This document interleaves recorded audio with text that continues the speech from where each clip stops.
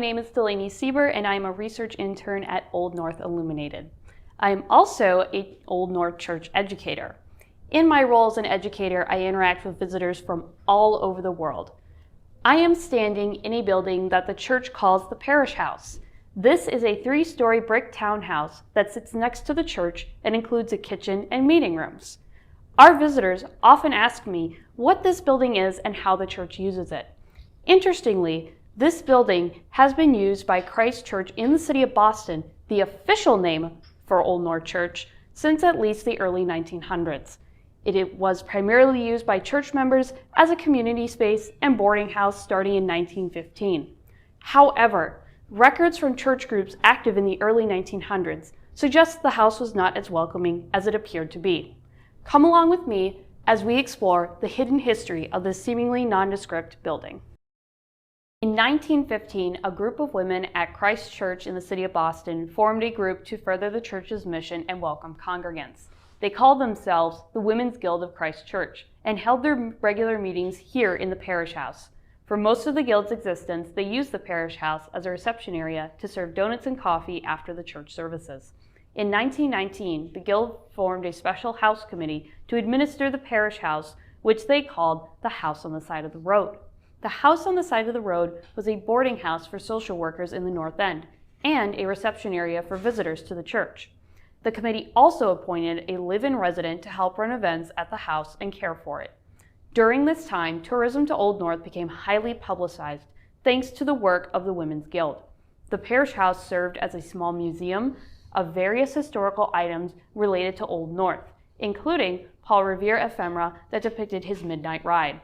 The Guild also sold postcards, paving the way for our current gift shop. While the house on the side of the road served as a welcoming place for certain groups, it was a place of exclusion for others.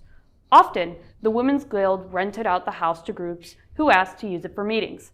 The groups included local Daughters of the American Revolution chapters and the Society of Colonial Dames. Members of these groups are descendants of veterans who fought in wars during the British colonial period. Both groups participated in patriotic activities, volunteering, and historic preservation, which made this church an ideal meeting place for them. However, the Women's Guild had a strict policy regarding Italian use of the house. Several times, the members of the Italian chapel, which met in today's gift shop, asked to use the space for their events. The Women's Guild rejected them, saying they did not want the house to be associated with Italian work. They believed the Italians always left spaces they used a mess. While the Parish House has become more of a private space, it continues to be used to further the missions of this active church and historic site. Beginning in 1915, the Parish House served as a space for community members, church groups, and tourists to meet. In addition, it helped give rise to the development of Old North Church as a tourist destination by displaying artifacts and selling souvenirs.